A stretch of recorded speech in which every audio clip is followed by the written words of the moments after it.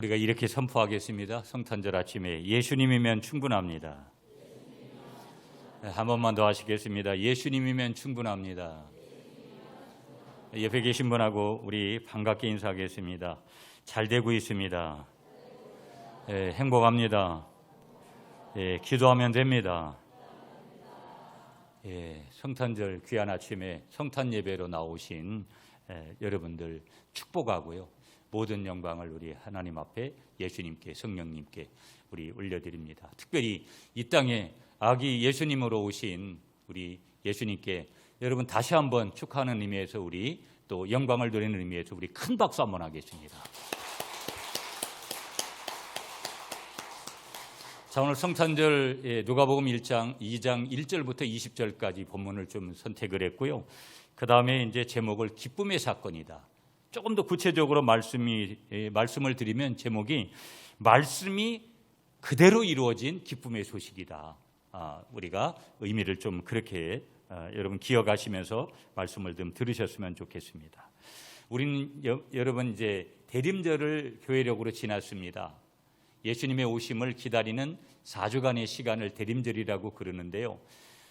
보라색의 특별한 의미는 이제 회개가 있고 거기에는 우리가 또 기다림도 있고 여러 가지 의미들이 거기에 이제 담겨져 있습니다. 대림절을 보내면서 아기 예수님이 이 땅에 성탄절에 오실 것을 탄생하실 것을 기다려 왔습니다. 아기 예수님의 탄생에 관한 이 기사는요, 우리가 사복음서 중에 특별히 두 군데 나와요. 마태복음하고 누가복음에 기록이 되어 있는데요. 우리가 이 마태복음을 보면은요, 아기 예수님의 탄생을 어떻게 구분하냐면요, 아브라함과 다윗의 족보로 소개하면서 14대 이렇게 족보를 소개를 하면서 동방박사의 경배를 받으신 것을 우리는 마태복음을 통해서 확인을 할 수 있고요. 그리고 바로 헤롯의 살해, 그 영아 살해 계획으로 인해 애굽으로 피신하는 사건을 마태복음에는 또 기록을 하고 있어요. 이 마태복음이 그렇게 기록하고 있는 반면에 오늘 우리가 보고 있는 이 누가복음은요, 아기 예수님의 탄생을 말 구유에서 나신 것으로 묘사해요. 여러분 오늘 본문 한번 확인할까요? 오늘 7절 한번 보세요. 7절 말씀 다 같이 읽습니다. 시작. 첫 아들을 낳아 강보로 싸서 구유에 누였으니 이는 여관에 있을 것이 없음이러라. 거기 구유라고. 이 구유는 말 구유를 얘기하는 거거든요. 그리고 이 누가복음은 이 말구유에 나신 것을 묘사하면서 또한 아기 예수님이 그리스도가 되심을 천사의 그 찬송을 통해서 분명하게 증거하고 있는 내용이 13절, 14절에 분명하게 나오고 있어요. 자, 그래도 한번 확인하고 넘어가죠, 여러분. 13절 먼저 우리 보도록 하겠습니다. 13절 시작. 호련히 수많은 천군이 그 천사들과 함께 하나님을 찬송하여 이르되 지극히 높은 곳에서는 하나님께 영광이요 땅에서는 하나님이 기뻐하신 사람들 중에 평화로다 하니라. 아멘. 자, 다시 한번 8절로 한번 가볼게요, 여러분. 8절도 읽습니다. 시작. 그 지역의 목자들이 밤에 밖에서 자기 양떼를 지키더니. 자, 8절을 보면 오늘 이 누가복음은 누가라는 사람을 통해서 하나님이 이 성경을 기록하도록 했는데, 누가는 당시 사회에서 전혀 주목을 받지 못했던 사회적 계층이었던 사람들이 누구냐면 목자들인데, 그런 그 사회적으로 결국은 주목을 받지 못하고 있었던 목자들의 경배를 통해서 낮고 천한 인간의 모습으로 오신 예수님 그리스도 구원자를 묘사하고 있는 거예요. 지금 그 이유가 뭔가를 보면은, 그 이유는 누가는 가난하고 억눌린 자들을 구원하러 오신 참으로 인간이신 예수 그리스도에 대해서 강조를 합니다. 그렇다면 우리가 이런 질문을 한 가지 할 필요가 있는데, 아기 예수님의 탄생은 어떤 역사적 배경을 갖고 있는 것이냐 하는 것을, 역사적 배경을 조금 더 살펴볼 필요가 있는 거예요. 자, 그러면 배경을 제가 조금 더 말씀드리면 이런 거예요. 자, 오늘 본문 1절도 한번 읽을까요? 1절 여러분이 한번 읽어주세요. 시작.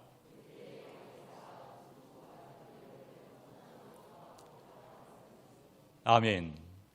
자, 그때 가이사 아구스도가 영을 내려라고 그렇게 기록하고 있습니다. 그렇기 때문에 아기 예수님이 탄생하던 때는 아우구스티누스, 여기 아구스도가 뭐냐면 황제로 자리하고 있을 때였구나 하는 것을 자연스럽게 우리가 알게 되어지는데요. 이걸 다시 마태와 누가가 기록한 것을 조금 비교를 해보면, 마태와 비교하자면 마태는 유대 왕이었던 헤롯과 예루살렘을 배경으로 기록을 하고 있고요. 마태복음은요, 이 기사를. 반면에 이 누가복음의 기사는, 누가는 당시 세계 지배권을 가지고 있었던 로마를 배경으로 하면서 그 당시 로마의 황제였던 이 아우구스티누스를 배경으로 기록을 하고 있다라는 거예요. 그렇다면 그 이유는 또 뭐냐? 그 이유를 살펴보면 마태는 항상 유대인 독자들을 염두에 두고 이 마태복음을 기록을 했고요. 반면에 누가는 이방 사람들을 대상으로 이 누가복음을 기록한 거예요.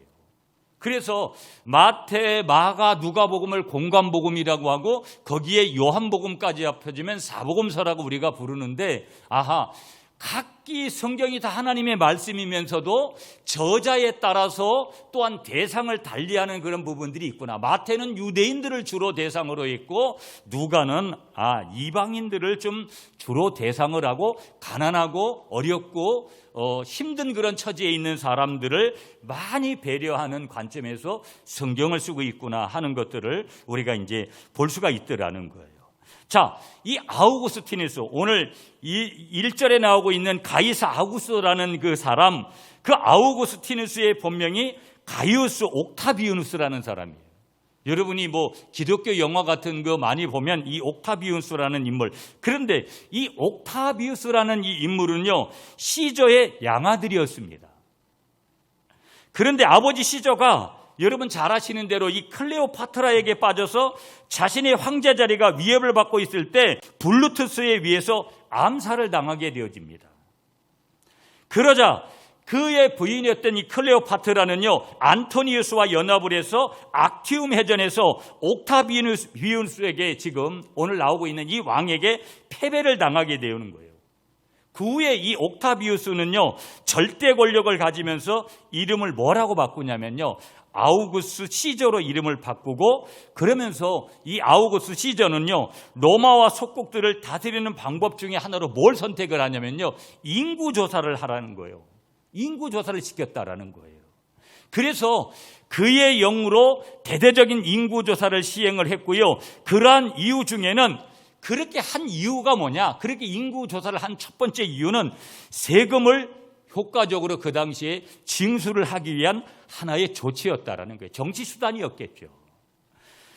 그의 명으로 나사렛으로부터 오늘 여기 보면 유대 땅에도 동네 베들레헴까지 호적을 신고하러 가는 일은 아주 평범한 일 중에 하나였다라는 거예요. 그래서 오늘 성경에도 보면 요셉과 마리아도 이제 임신을 하고 산딸이 되어졌는데, 다 되었지만 호적을 하러 갔는데 많은 사람들이 몰려서 방을 구하지를 못하는 거예요. 그들이 기거할 여간이 없는 거예요. 보면 결국 어떤 일이 벌어지고 말았어요. 여러분, 오늘 7절에 벌써 우리가 확인하는 거잖아요. 허름한 마구간에 들어가서 그곳에서 누구를 낳은 거예요? 아기 예수님을 낳은 거예요. 여러분, 제가 이 말씀을 준비하면서도 여러분 가만히 성경을 이렇게 보면 가장 슬픈 그런 장면, 가장 가슴이 아려지는 그런 장면이 여기 아닐까라는 그런 생각을 하게 됐어요. 만왕의 왕이 되시고 모든 것의 주인이 되시는 그분께서 인간의 몸을 입고 오셔서 성육신 하시는 귀한 은혜를 우리에게 주시고 십자가에 달리시러 구세주로 이 땅에 오시지만, 그런 하나님이 오늘 정말 여간빵 하나를 구하지 못해서 그 말 구유에서 태어나시는 이 가슴 아픈 장면들, 인간의 시각으로 보면 너무 가슴이 떨리고 가슴 아픈 한 장면이다라고 우리가 이렇게 볼 수 있는 것이죠. 성경을 보다 보면 크게 느껴지는 그런 감정들이 여러 가지로 깊게 올 수 있는 것이죠. 보면 종교개혁자 말틴 루터라는 유명한 사람이 있습니다. 이 말틴 루터가 성탄절기의 설교에서 가장 많이 사용한 본문이 어디냐면 오늘 이 누가복음 저희가 함께 보고 있는 2장 1절부터 20절까지 본문이라는 거예요. 이 본문은요, 어떻게 보면 완전히 가만히 보면 소 제목은 두 개가 이렇게 달려져 있지만 뚜렷한 구조로 그렇게 구분이 되어 있지는 않습니다. 그럼에도 불구하고 크게 두 주제를 중심으로 전개해서 말씀을 우리에게 주시고 있는데, 첫 번째 주제가 뭐냐면 지금 말구 위에서 태어난 예수 그리스도, 그 그리스도가 중요한 사실을 하나 알려주는데 우리를 위한 것이고 철저히 나를 위한 것이었다. 그 사실을 분명하게 알려주는 거예요. 아멘이세요?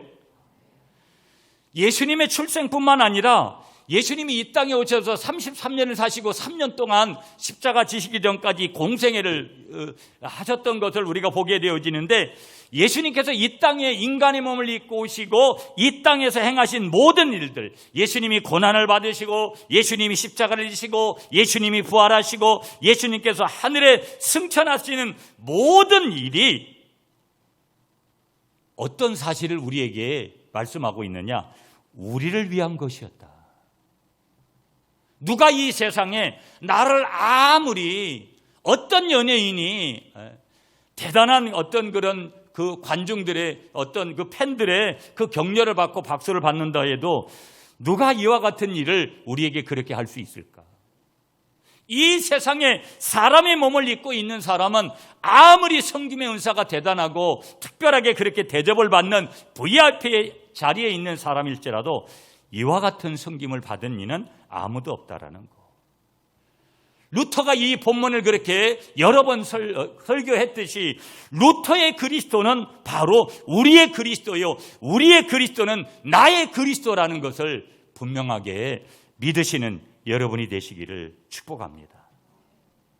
이 2000년 전에 일어났던 이 사건이요, 2000년 전에 그리스도께서 행하신 일에 대해서 아는 것 매우 중요하지만, 아는 것도 필요하지만 더욱 본질적이고 중요한 신앙은 뭐냐? 그리스도의 사역이 바로 우리를 위한 것임을 깨닫고 믿음을 가지고 우리의 것으로 받아들이는 것. 믿음을 가지고 나의 것으로 받아들이는 것이 매우 중요하다는 것을 우리에게 다시 한번 말씀하고 있는 거예요. 우리의 것으로 받아들이는 신앙과 관련해서 우리는 두 가지가 중요하다는 것을 인식해야 되는데요. 첫째는 뭐냐? 그 우선 믿음은 붙잡는 믿음이 되어야 된다. 어떤 믿음이요? 붙잡는 믿음이 되어야 된다. 그리스도께서 주시는 선물을 붙잡는 믿음, 이 믿음이 중요하다는 거예요. 이 믿음. 그러면서 여기에 중요한 두 번째 요소가 이미 나타나 있는데 바로 선물이라는 단어예요. 그리스도께서 이 땅에서 행하신 모든 것은 우리에게 뭐로 주신 거다? 선물로 주신 거다.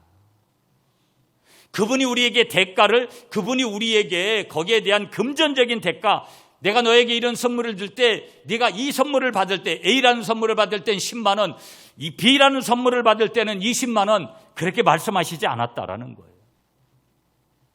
선물은 말 그대로 선물이라는 정의가 들어갈 때는 대가로 주어지는 것이 아니라 반드시 공짜로 주어진다라는 거예요.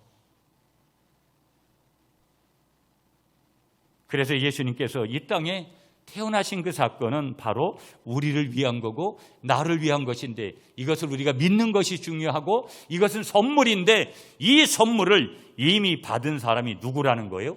저와 여러분들이라는 이 사실 앞에 감사하시는 모두가 되시기를 축복합니다. 자, 그러면 예수님께서 이렇게 이 땅에 아기 예수님으로 탄생하시는데, 이 아기 예수님으로 탄생하는 오늘 본문에 우리에게 주는 성탄의 의미가 뭔지를 본문에서 한 세 가지만 우리가 먼저 찾기를 원합니다. 첫째, 여러분, 폭력과 대립이 난무한 이 시대, 언제 어디에서 어떤 뇌관이 터질지 모르는 그런 우리 시대에, 이 시대에 하나님께서 첫 번째로 주시는 메시지 하나가 뭐냐? 비폭력으로 평화를 만들어 가는 길을 제시해 주는 거예요. 예수님은, 한번 따라하세요. 예수님은 이 시대에 비폭력으로 평화를 만들어 가는 길을 제시하십니다.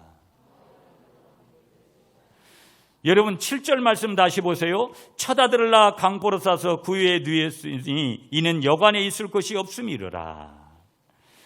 처다들을 낳았습니다. 그 처다들을 낳은 엄마가 누구냐면 마리아입니다. 이 마리아는요, 아기 예수를 구유에 눕혔다라는 거예요. 당시 여러분 이 구유는 뭐냐면 가축들이 먹이를 먹도록 넣어두는 여물통이에요. 당시로 조금 돌아보면은요, 그 당시에 팔레스타인에서 어떤 작은 집에 살 때요, 그 작은 집은요, 하나의 큰 그 룸으로 이렇게 이루어졌다라는 거예요. 그런데요, 한쪽이 조금 약간 도두어진 높은 쪽이 있고 한편은 좀 낮은 부분으로 구분되어지는 그런 곳이 있는데요, 높은 곳에서는 당연히 사람이 살고 낮은 곳에서는 가축들이 살았다라는 거예요. 그리고 그곳에 대개 돌로 만들어진 그런 여물통이 놓여져 있었다라는 거예요. 예수님은 그 여물통 위에 누워지셨다라는 거예요. 아기 예수는 태어나자마자 그런 곳에 누이게 되어졌다라는 거예요. 제가 어릴 때 보면 저희 집에도 항상 보면 저희 제 방 옆에 바로 이 소를 키우는 그런 곳이 바로 연결되어 있었어요. 짐승하고 함께, 한 집안의 짐승하고 함께 살아갔던 그런 어린 시절들이 분명히 우리에게 있다고요. 그걸 좀 떠올리면 이것이 좀 상상되어질 거예요. 어찌 보면 여러분, 예수님이 하나님이신데 모든 것의 주인 되신 그 예수님께서 모든 영광과 권세를 가지신 분인데, 모든 영광과 권세를 가지신 분이 이렇게 낮고 초라한 자리에 누웠다라는 것은 사실 어찌 보면 액면 그대로 받으면 있을 수가 없는 일이에요. 아니, 어찌 보면 그렇게 계셔도 안 되는 거예요. 최고의 대접을 받으셔야 되는 그분인데, 그럼에도 불구하고 하나님과 동일하신 분이 그렇게 태어나신 것은 오늘 우리에게 뭐예요? 엄청나게 시사하는 바가 큰 거죠. 이 사건은요, 우리가 신약성경 빌립보서 2장 6절에서 8절에 설명하듯이 하나님과 동일 본체이신 그리스도께서 어떤 거예요? 가장 낮은 자의 모습으로 오신 사건을 상징적으로 보여주고 있는 그런 장면이에요. 만왕의 왕이 되신 그분께서요, 만왕의 왕께서 이렇게 낮은 자의 모습으로 오신 이유가 뭘까? 그렇게 오신 이유는요, 하나님의 사랑과 그리스도의 복음 사역이 핵심이 이거예요. 소외되고 낮은 자들에게까지 미칠 것이라는 이 사실을 암시해 주는 거예요. 세상에서 대단한 사람들, 세상에서 권력 있는 그런 사람들에게 미치는 것이 아니라 이 땅에 오신 복음 대신 예수 그리스도의 그런 은혜와 은총이 소외되고 낮은 자들에게 미칠 것이다.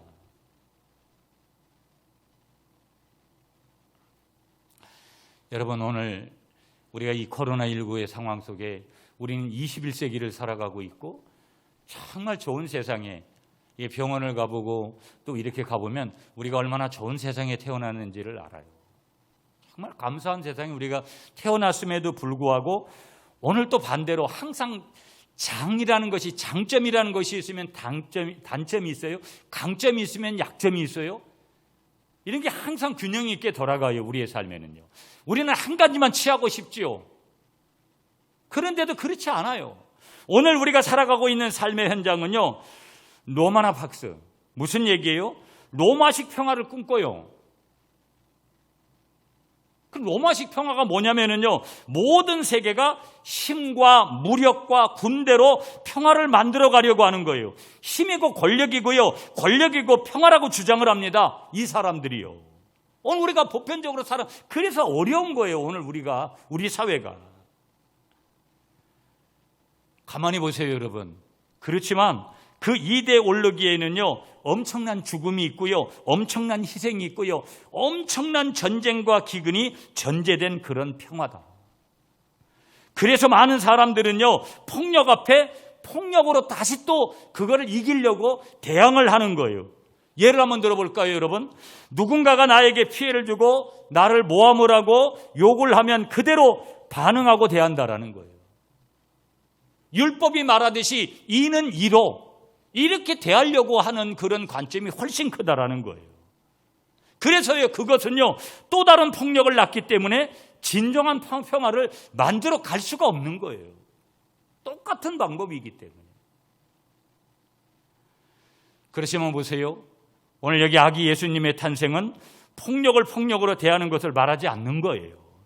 무력과 힘으로 폭력을 대하려는 이들에게 오히려 뭐예요? 희생과 사랑으로 평화를 만들어 가신다라는 거예요. 이것을 소위 뭐라고 얘기하는 거예요? 비폭력적인 실천이다. 그렇게 우리가 들어봤을 거예요. 이건 폭력이 아닌 비폭력. 그래서 우리가 오늘 이 땅에 오시는 예수님은요, 폭력에 대해서 폭력으로 대하신 것이 아니라는 거예요. 오히려 뭐 하신 거라는 거예요? 비폭력으로 폭력을 이겨내신 분. 그분이 우리의 인생의 모델이 되시는 예수님이신 줄 믿습니다.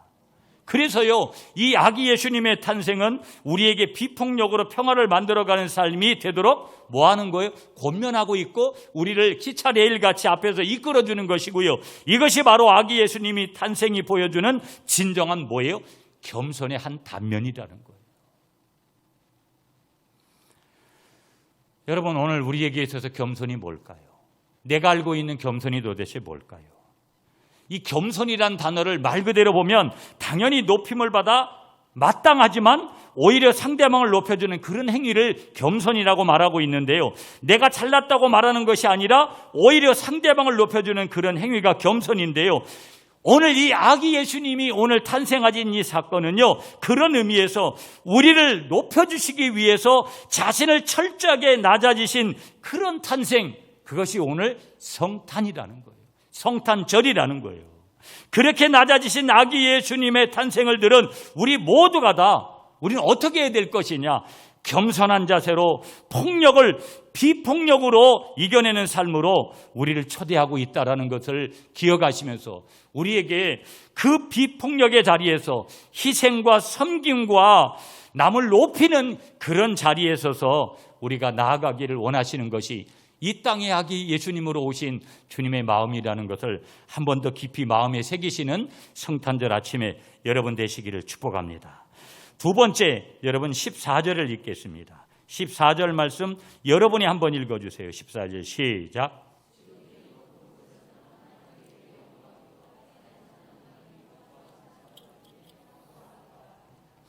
아멘.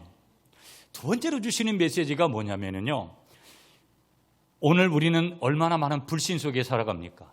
교회 안에서도 다른 사람을 엄청나게 불신해요. 교회 밖에서 그러는 건 당연해요. 적대감들이 얼마나 많이 있습니까, 여러분? 여러분, 저도 밖에 나가서 일들을 하고 하잖아요. 놀라워요. 그대로 있습니다. 불신이 있고 적대감이 있고요. 참, 이런 일들이 어느 곳에 가든지 도사리고 있습니다. 교회 안에도 교회 밖에도. 그러므로 불신과 절대감을 오늘 말씀을 통해서 뭐라고 말씀하시는 거냐? 포용하라는 거예요. 그 포용함으로써 평화를 만들어가는 길을 지금 제시하고 있는 내용이 오늘 본문 14절에서 말씀하고 있는 내용이에요. 두 번째 메시지 한번 따라하겠습니다. 불신과 적대감을 포용해야 합니다. 이거 어려운 거예요, 여러분. 뭐 말로 우리가 그렇게 한다고 되는 게 아니에요. 아무리 내가 애를 써도 어떤 때는 안 되어지는, 왜? 상대방과의 관계성에서 오는 그런 부분이기 때문에, 인간과 인간끼리는. 그럼에도 불구하고 불신과 절대감을 포용함으로써 평화의 길을 만들어가는 길을 우리 예수님께서 이 땅에 인간의 몸을 입고 오셔서 오늘 성탄하셔서 제시하고 계신다라는 거. 오늘 여러분 8절부터 19절까지 여러분 끝나기 한 절 전이죠. 천사가 아기 예수님의 탄생을 목자들에게 알리고 그 목자들은 아기 예수에게 가서 경배하는 모습을 기록하고 있어요. 그런데 여러분, 예수님의 탄생 기사는 마태와 누가 두 군데서 기록했다 그랬잖아요. 마태는 동방박사가 아기 예수의 탄생을 경배하는데, 정작 오늘 본문의 누가는요, 왜 목자들이 경배하는 모습을 묘사했을까? 라는 것을 우리에게 의문점을 주는데요. 왜 목자들이 경배하는 모습을 줬을까? 왜 마태는 동방박사들을 등장시키는데, 그 이유는요, 지금 누가는요, 당시 사회에서 계속 제가 강조했어요. 소외받고 천대받았던 계층이었던 목자들의 그 경배를 통해서 낮은 곳에 참 인간으로 오셔서 온 세상에 가난하고 억눌리고 소외받고 천대받았던 사람들을 구원하실 모습을 보여주고자 했는 거예요. 누가는요, 철저하게 대상이요, 가난하고 천대받고 병들었던 그 사람들을 주 대상으로 삼거든요. 아까 마태는 주 대상이 유대인들이었다라고 제가 말씀을 드렸어요. 천사가 목자들에게 전한 소식 중에는요, 여러분 10절 말씀을 읽어야 돼요. 10절 말씀 다 같이 시작. 천사가 이르되 무서워하지 말라. 보라 내가 온 땅에게 온 백성에게 미칠 큰 기쁨의 좋은 소식을 너에게 전하노라. 아멘. 자, 온 백성에게 큰 기쁨이 될 소식을 너에게 전해준다. 천사가 목자들에게 전한 소식 중에는요, 이런 소식이 있었어요.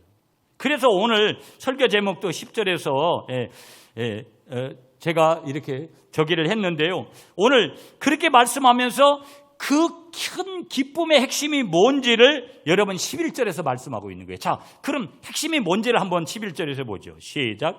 오늘 다윗의 동네에 너희를 위하여 구주가 나셨으니 곧 그리스도 주시니라. 그 큰 기쁨의 핵심은 다윗의 동네에 너희에게 구주가 나셨는데 그는 그리스도 주님이시라.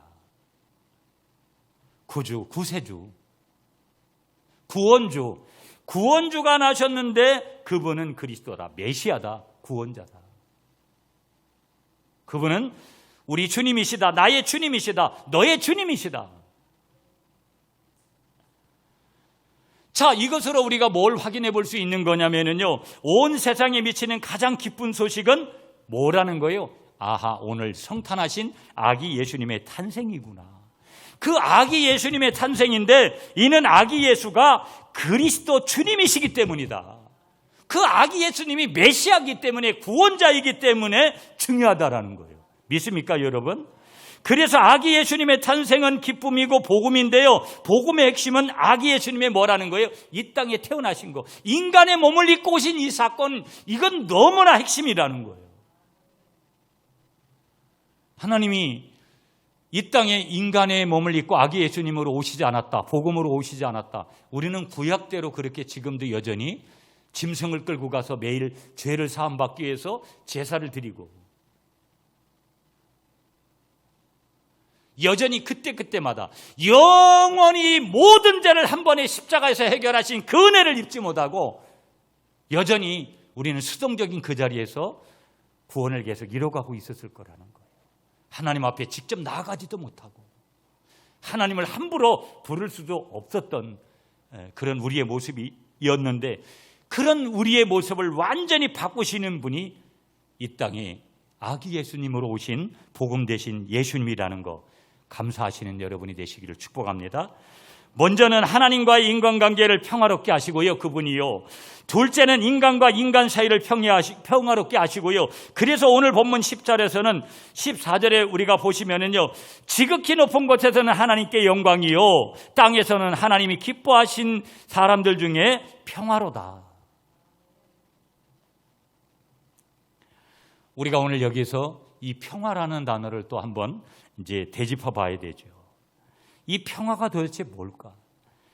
사전적인 의미를 보면 평온하고 화목한 상태를 의미하는데요, 다른 말로 말하면 다툼이 없고 일체 갈등이나 분쟁이 없이 평온한 상태를 뭐라고 부르냐면 평화 상태다, 그렇게 얘기를 해요. 그러면 이 평화의 반대는 뭘까? 평화의 반대되는 말은 뭘까? 갈등이 될 수 있고요, 분쟁이 될 수 있고요, 전쟁이 될 수 있고요, 이런 것들은 다 평온하지 못한 그러한 상태라는 것을 의미한다라는 것을 우리가 이미 알고 있습니다. 그러면 왜 갈등이 일어나고 분쟁이 일어나고 심지어 전쟁이 일어나는 걸까? 요거 하나 또 붙으셔야 돼요. 왜 그런 일이 벌어지느냐? 하나님이 원하시는 것은 평화인데, 예수님이 평화의 왕으로 이 땅에 오셨는데, 그런데 왜 갈등이 일어나고 분쟁이 일어나고 심지어 전쟁이 일어나는 것이냐? 이유가 여러 가지가 있을 수, 외면적은 있을 수 있어도 성경은 하나를 가리키고 있는 거예요. 인간 내면의 가장 깊은 곳에는 욕심이라는 것이 있다라는 거예요. 결국은 그와 같은 분쟁과 그와 같은 전쟁과 그와 같은 갈등이 빚어지는 최초의 출발점은 인간의 무엇으로부터 출발한다? 가장 깊은 곳에 자리하는 부정적인 단어, 욕심 때문이라는 거예요. 욕심 때문.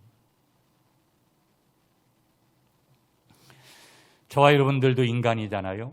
인간은 어쩌면 욕망과 욕심으로 가득 찬 존재들이에요. 여러분, 우리가 어떤 때는 은혜를 받고 그러면 어떻게 하면 하나님 뜻대로 하나님의 말씀대로 그렇게 살아갈까 하다가도 인간적으로 이 사고가 틀려지면은요, 얼마나 무서운 욕망과 욕구에 그렇게 사로잡히는지 몰라요. 어떤 인간만 그렇고 어떤 인간은 그렇지 않은 거예요. 모두가 다 동일한 거예요. 모두가 다.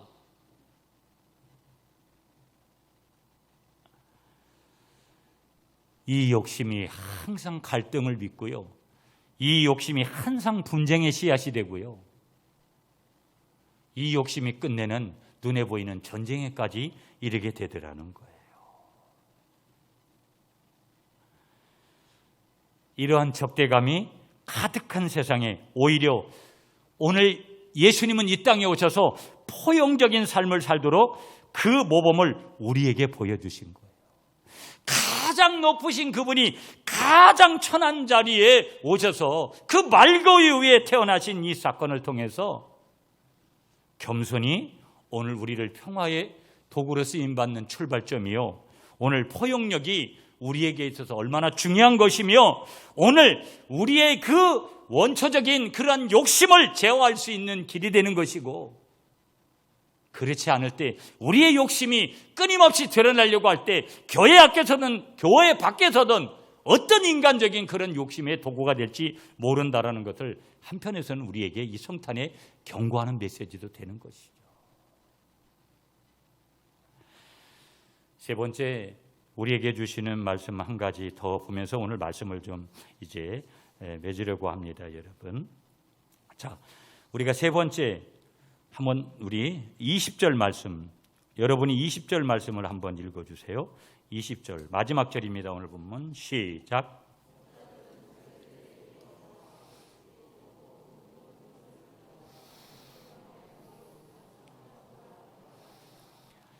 자, 예수님이 태어나신 성탄을 통해서 우리에게 주시는 성탄의 의미 세 번째는 뭐냐면요, 말씀대로 실천하는 삶의 길을 보여주시는 거예요. 한번 따라하겠습니다. 말씀대로 실천하는 삶의 길을 보여주십니다. 누가는요, 지금 목자들이 하나님께 영광을 돌리고 찬송하며 돌아갔다는 사실을 기록하면서요, 아기 예수의 탄생 기사를 마무리합니다. 20절에서요. 20절의 말씀을 통해 누가의 기록 특징이 뭐냐면요, 찬송과 증거입니다. 이 구절로 나타나는데요, 듣고 본 그 모든 것을 증거하였고 또 듣고 본 바를 사람들에게 고함으로써 증거가 되어졌다. 자, 이런 증거가 되어지는 이 모든 증인된 삶은요, 특별히 우리가 어디에서 더 많이 볼 수 있냐면요, 사도행전에서 굉장히 많이 볼 수 있습니다. 복음을 증거하는 사람들은요, 그 증거가 확실한 경험을 바탕으로 한다는 사실. 여러분, 사도행전에 수많은 고넬료 이방인부터 시작해서 베드로부터 수많은 마가의 다락방 120명부터 시작해서 얼마나 많은 사람들이 하나님을 확실하게 그들이 경험했습니까? 그들이 확실하게 하나님을 경험하니까 확실하게 경험한 그 내가 본 바 들은 바를 전하지 않고서는 견딜 수 없도록 성령 하나님이 그렇게 만드시고 복음이 전해지는 그 도구에 반드시 하나님을 실제적으로 경험한 사람들이 있었던 거예요. 많은 사람들이 영적인 자리들을 외면합니다. 기도 잘 많이 안 하고요, 말씀 잘 안 보고요, 그러면서도 나는 크리스찬이라고 말하는 사람들이 매우 많습니다. 능력이 어디서 옵니까? 좋은 회사 다니고 돈 많이 벌고 그러면 능력이 거기서 옵니까? 살아있는 증거들을 거기서 우리가 확인합니까? 삶의 요소 중에 그것이 필요하지 않다라는 것은 아니지만 하늘의 능력은 그런 것으로부터 오지 않는 겁니다. 내가 하나님을 분명히 체험하면, 확실하게 체험하면 체험한 그 실제를 내가 전하지 않고서는 견딜 수 없는 그 마음을 가진 사람들이 사도행전의 사람이요, 이 땅에 하나님 앞에 거룩한 삶을 살다간 모든 사람들에게 그들에겐 확실한 증거물들이 있었다라는 거예요. 체험이 있었다라는 거예요.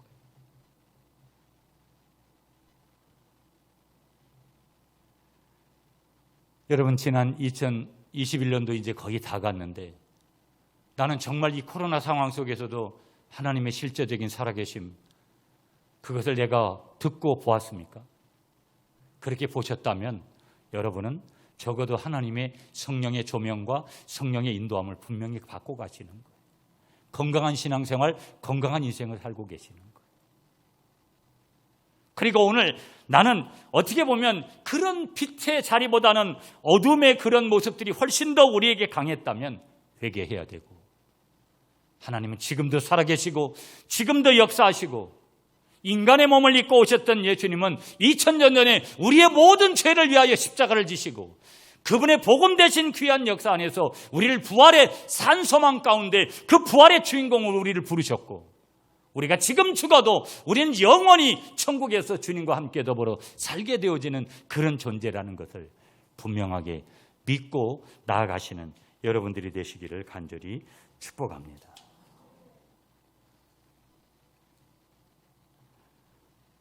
또 하나만 짧게 설명하면, 누가는요 찬양의 복음이라 할 정도로 하나님의 놀라운 역사에 대해서 뭐를 기록합니까?